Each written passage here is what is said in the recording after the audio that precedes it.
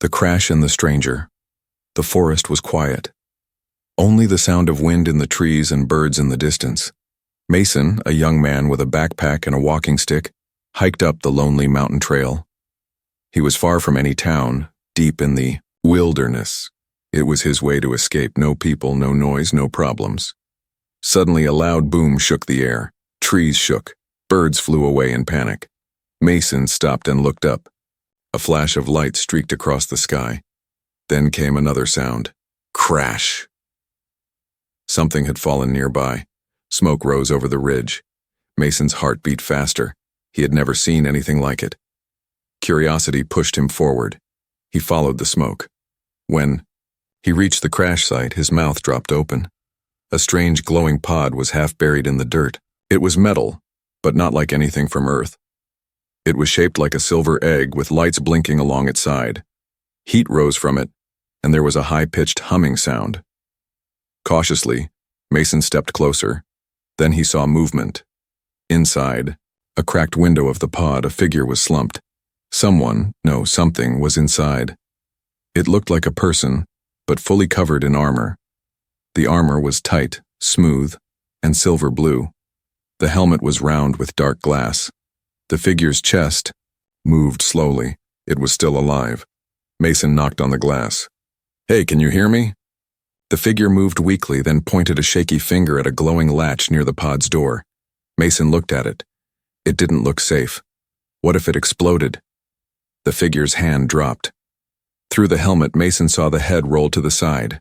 It was dying. He took a breath and pressed the latch. Hiss! The door slid open with steam pouring out. A strange scent filled the air, something metallic and sweet. Mason pulled back, but then stepped in. The armored figure groaned. It reached toward its neck, fingers trembling, and then spoke. "Too hot. Can't breathe." The voice was female, soft, struggling. "Armor," she whispered. "Help. Take it off." Mason froze. She was asking him to remove her armor. What if it was part of her body? What if he hurt her? She fell again, body twitching. Her armor beeped and sparks flew from her chest panel. Mason made a choice. He reached for the locks on her suit. The armor had glowing symbols, but luckily some looked like buttons. He pressed one on the shoulder. It clicked. He pressed another, on her chest plate. Another hiss. Slowly, carefully, the armor opened. Thin panels slid aside like puzzle pieces. Beneath them was smooth, pale skin, glowing faintly in the dim light. Her body was slender, graceful, almost human, but not quite. Strange markings ran along her skin, glowing softly like tattoos. Finally, her helmet unlocked. Mason gently lifted it off. She had a face. Young, beautiful, and alien. Her skin was almost white, with a shimmer like pearl. Her hair was silver and soft. Her eyes, now barely open, were large and deep violet. Her lips moved. "Thank you." Then she passed out. Mason stood frozen. He had just helped an alien girl out of a broken pod. She was alive, but barely. What was he supposed to do now? He looked around. Night was coming fast, and the forest would get cold. He couldn't leave her here. Thinking fast, he took off his jacket and wrapped it around her. Then he built a quick camp beside the pod using branches and his tarp. He placed her inside, trying to keep her warm. She shivered and whispered something in her sleep, words in a language he didn't understand. Mason sat beside her, watching the stars slowly appear in the sky. Who was she? Why had she crashed here? Was anyone coming to look for her? As he asked himself those questions, a soft beep came from the edge of the forest. He stood up quickly. In the trees, a small red light blinked. Then it moved. Something was watching. But Mason didn't run. He looked back at the alien girl, still breathing barely. "I don't know who you are," he said softly.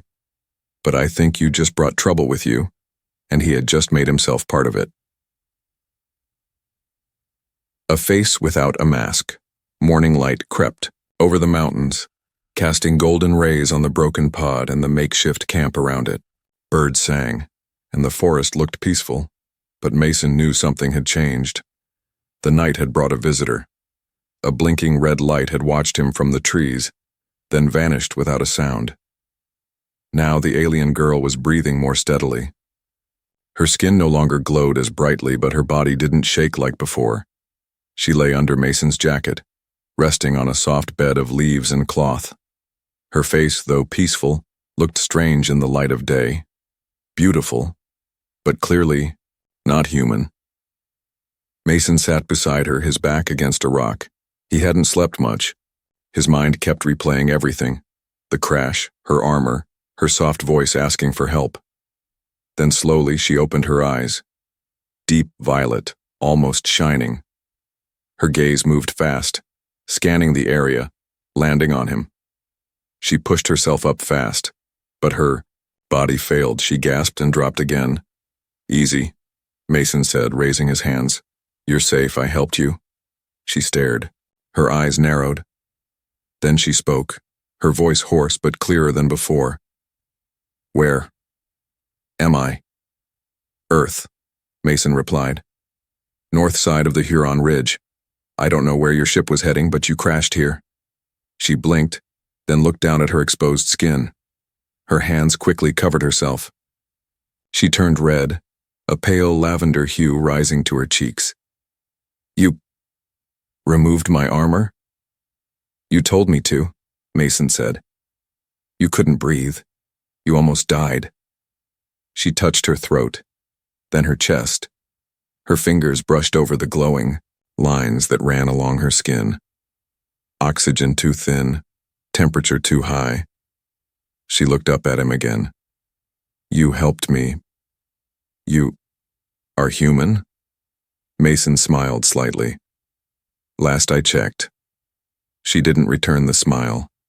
Instead, she reached to her belt. Her fingers felt around.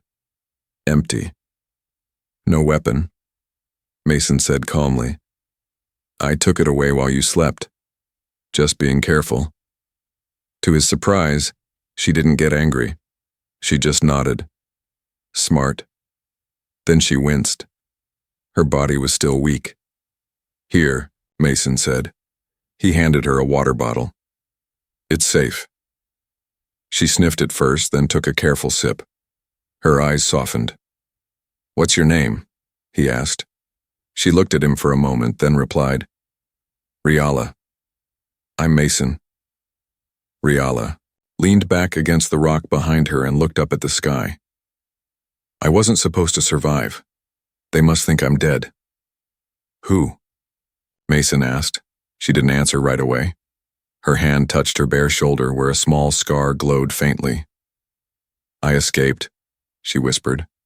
"I stole the pod. They were going to silence me." "Silence you?" Mason asked. "I saw something I wasn't supposed to see. Now they want me gone. Forever." Before Mason could ask more, a strange buzzing sound came from above. Both of them looked up. A silver disc-shaped drone hovered above the trees, spinning slowly. Then it zipped away into the forest. Riala's eyes widened. "They found me." Mason stood up fast. "You mean, your people?" "No," she said coldly. "My enemies." She struggled to rise. Mason quickly helped her, careful not to hurt her. She looked into his eyes. "You need to leave. If they know you helped me, they'll kill you too." "I'm not leaving you," Mason said simply. Riala looked surprised. "Why?" "Because you asked me to help you," he said. "And I did. I'm not stopping now." She stared at him like she didn't understand that kind of loyalty. I need to reach high ground," she said. "Send a signal to the stars." "I know a ridge not far from here," Mason replied. "But it's a long hike." "I will try," she said, standing on shaking legs. Mason handed her a walking stick and wrapped her back in the jacket. Together, they left the crash site behind. unaware that another drone was watching from the treetops, zooming in, recording everything. And far above Earth, in a black ship hiding in the shadow of the moon, someone watched the feed and whispered, "Target confirmed. Send the hunters." The hunt begins. The trail twisted between sharp rocks and tall pine trees. Every step crunched with leaves, but neither Mason nor Riala spoke much. The air had changed, heavier, colder. Something unseen watched them, and they both felt it. Mason led the way up a narrow path toward the ridge. He looked back often, checking on Riala. She walked slowly, her legs weak, but her eyes sharp. Her silver hair caught the sunlight, glowing like moonlight. "How far is this ridge?" she asked, breathing hard. "Another hour, maybe less," Mason replied. "You holding up?" "I've had worse," she said, trying to sound strong. But her grip on the walking stick was tight, and her steps shook. They stopped near a fallen tree to rest. Riala sat on a rock, her fingers tracing the lines on her glowing skin. "Why do you trust me?" she asked suddenly. Mason blinked. "You needed help. Many species let others die to stay safe." He shrugged. "I'm human. We don't always do the smart thing, just what feels right." Riala gave him a strange look, somewhere between confusion and respect. Before she could respond, a click echoed through the trees. Then another. Mason raised his hand. "Don't move," he whispered. From the trees, something shimmered. A blur, of color like heat waves. Then, out of nowhere, a shape appeared. It looked like a nightmare made of metal and muscle. 8 feet tall, 4 arms, armor made from black plates. Its face hidden behind a mask of jagged steel with glowing red eyes. One of the hunters. It stepped forward, scanning them both. Riala's eyes widened. "It's an execution unit. Tier 9. That's not a scout. That's a killer." The hunter raised its arm. A long blade extended from its forearm. "Run," Mason shouted, grabbing Riala's arm. They dashed into the trees. Branches whipped past them. Behind them, the sound of crashing metal followed. Fast, inhuman. Mason pulled her down a slope, both of them sliding in the dirt. The hunter didn't. "Slow!" Riala stumbled, her foot twisted. She screamed, falling. Mason turned back, grabbed her, and pulled her up. "Come on," she gasped. I can't outrun it." Mason looked around, desperate. His eyes landed on a narrow crevice between 2 large rocks. He helped her inside, covering the entrance with branches. "Stay quiet," he whispered. They held their breath. The hunter landed nearby with a ground-shaking thud. Its sensors buzzed. It scanned the area. For a moment it paused, red eyes glowing, right. In front of them, Mason could feel his heart pounding in his throat. Then the hunter turned. Slowly it walked away, back toward the direction they came from. They waited in silence. 1 minute, 2, 3. When Mason finally pulled the branches aside, the forest was quiet again. Riala slowly crawled out. Her ankle was swollen. "They won't. Stop," she said. "If they sent that one, others will follow." "Then we need to make it to the ridge even faster," Mason replied. "And you're not walking anymore." He bent down. "What are you doing?" she asked. "Carrying you," he said simply. "You can't. You don't weigh more than my old camping pack." He interrupted, grinning. Before she could argue, he lifted her gently onto his back. She held tight, surprised at his strength. "Humans are stronger than they look," she whispered. "We eat our vegetables," he replied. She laughed softly, the first time Mason had heard it. But even in that moment, they both knew the danger wasn't over. Far above, in orbit, a second signal pulsed. Back to the warship waiting in the dark, Hunter 1 failed. "Deploy aerial unit. Full elimination protocol." The hunt was far from over, and now, it was personal. Escape through the wild. The sky had turned deep gray, clouds swirling like bruises. Overhead, a storm was building. Thunder rumbled in the distance, but it wasn't the rain Mason feared. He carried Riala on his back, climbing through thick forest. Her arms wrapped loosely around his neck, her head resting against his shoulder. Her breathing was quiet but fast. She had passed out once during the climb. He almost dropped her but held on. They had to reach the ridge before nightfall, or before the next hunter arrived. "I'm slowing you down," Riala said softly, her voice weak. Mason kept walking. "No, you're giving me a reason to keep going." She didn't answer, but her fingers tightened slightly around him. Branches scratched his arms. Mud covered his boots. Once he nearly slipped on wet stones by a small stream, but he never let go.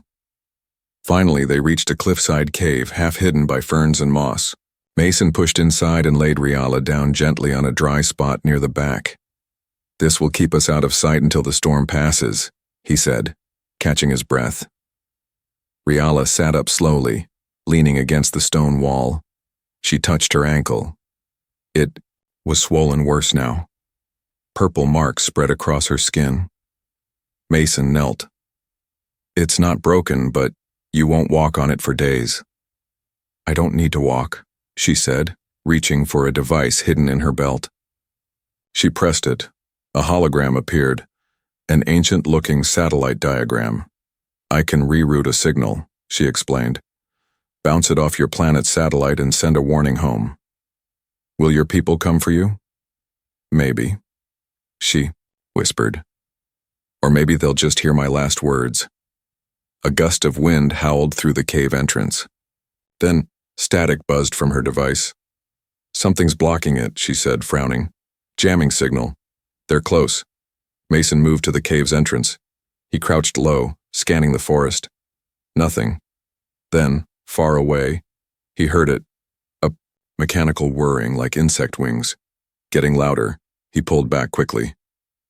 "Something's flying toward us." Riala's eyes darkened. "It's the Reaper unit, their fastest hunter." Before Mason could ask, the buzzing stopped. Too quiet. Then, boom! The cliff wall exploded behind them. Mason was thrown across the cave. Riala screamed, smoke filled the air. Rocks fell. The cave shook.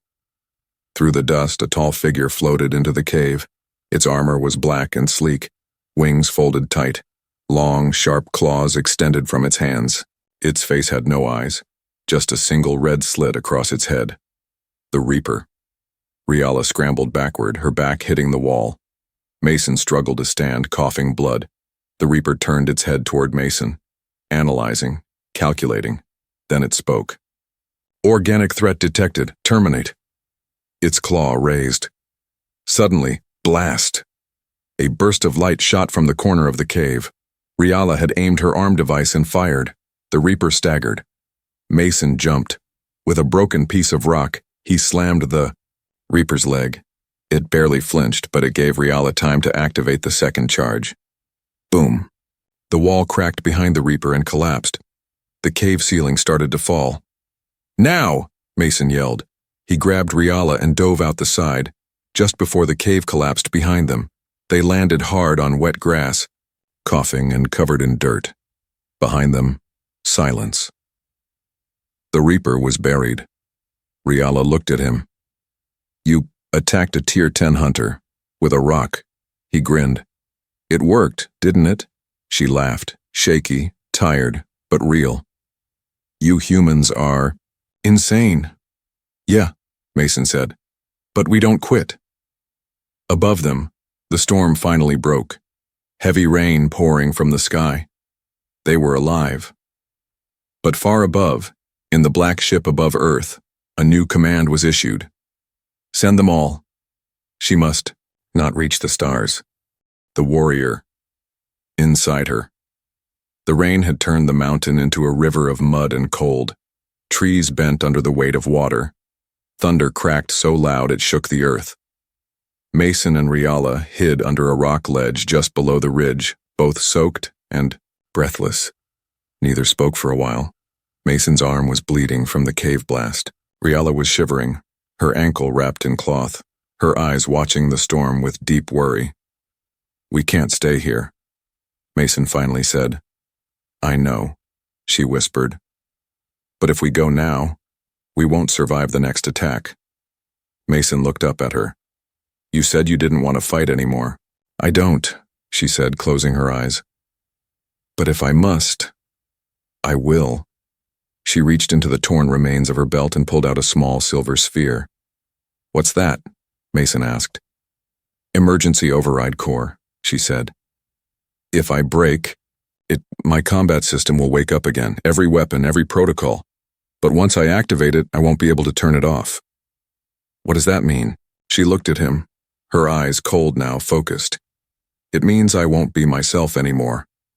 Just a machine trained to kill. Mason froze. No, he said. There has to be another way. Your world doesn't have time for another way, she replied. She gripped the sphere tighter. Then, a sound, metal clanking. Marching. In the fog, 3 figures appeared, heavily armored, taller than men, with glowing blue weapons. More hunters. They were spreading out, scanning. Mason stood up fast. We have to go. Riala didn't move. We won't outrun them.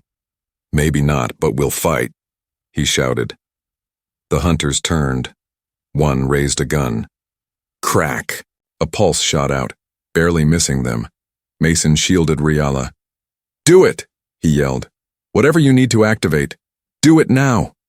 Her fingers closed around the sphere. She whispered something in her own language. The sphere glowed. Then, shattered. Light burst from her body, like 1,000 stars exploding. Her eyes snapped open, glowing white. Her skin lit with patterns, lines of ancient symbols moving across her arms, chest, neck. Her voice deepened as she stood. The pain in her leg vanished. Her armor reformed from particles in the air, metal crawling back over her skin like liquid steel. Mason stepped back, stunned. The girl was gone. Now stood a warrior. She raised one hand. Flash! A pulse beam tore through the first hunter, blowing it in half. The second charged her, but Riala ducked, spun, and drove a blade from her arm straight through its chest. The third tried to run. She aimed. Zap! Gone. Silence returned. Only the Yi storm remained. Mason looked at her, still glowing, breathing hard, eyes wild. Riala, he said softly. She turned. For a moment, her face was blank, cold like a machine. Then, her eyes blinked. The glow faded slightly. I'm still here, she whispered. She dropped to her knees. Her hands trembled. Mason rushed to her side. You're okay. You're okay. I almost lost control, she said. But your voice brought me back. Mason didn't understand all of it, but he understood enough. You're not just a weapon, he said. You're someone who chose to save a stranger. She looked at him with tears mixing into the rain. I was trained to destroy, but you remind me what I wanted to be. Someone who protects. In that moment, they weren't just alien and human. They were survivors, and the war had only just begun. Her secret mission. The storm had passed, but the damage was done. Trees lay broken across the mountainside. Smoke rose from the forest where 3 alien hunters had fallen. The earth still smelled of fire, metal, and blood. Riala stood at the edge of the ridge, her glowing armor cracked and pulsing weakly. Her breathing was heavy, her body was tired, but her mission was still clear. She turned to Mason, who was wrapping his injured arm with a torn strip of cloth. I need to tell you the truth, she said. Mason raised an eyebrow. I thought we were past secrets. This one matters, she said, walking closer. I wasn't just running for my life, I was carrying something the enemy must not get. She opened a hidden panel in her armor and took out a crystal disc. It shimmered with strange symbols moving across its surface. This is a data core, she explained. It holds the location of their ultimate weapon, a planet killer, a machine that can erase entire star systems. Mason stared at it. Why would you have something like that? I was an officer, she said softly. One of the few who found out. My command tried to stop the project. We failed. So, I took this and escaped. And now they want to silence you, Mason said. She nodded. If I can reach your satellites, I can send this to my people. They'll know where to strike. They'll stop it. Mason looked at the steep rock tower above them. At the top was a relay beacon, an old human uplink station used for deep space research. That's the only spot high enough, he said. But there's no power up there. The storm probably knocked it out. I can fix that, Riala said, holding up a glowing core from her armor. If I plug this in, the signal will reach the stars. Then we better move fast, Mason said, standing up. But before they could climb, a distant roar echoed through the valley. Mason's heart sank. Ship. Low and fast. An alien dropship tore through the clouds and hovered near the mountain. A spotlight swept the ridge. They sent reinforcements, Riala whispered. We don't have long. They rushed toward the tower, climbing over fallen logs and wet stone. Riala's body moved slower now, her systems damaged, but her mind focused. The uplink station was small, a steel tower half swallowed by vines and rust. Solar panels were shattered, antennas broken. Riala opened the main hatch. Inside it was dark and quiet. She placed her glowing core into the control socket. Lights blinked. The tower hummed. Mason stood at the window. Signals going up, but so was something else. Outside, the dropship opened. A figure stepped out. Not just another hunter. A commander, twice the size of the others. Its armor was layered in bone-like metal. Its eyes burned orange, and in its hand, it carried a plasma cannon the size of a man.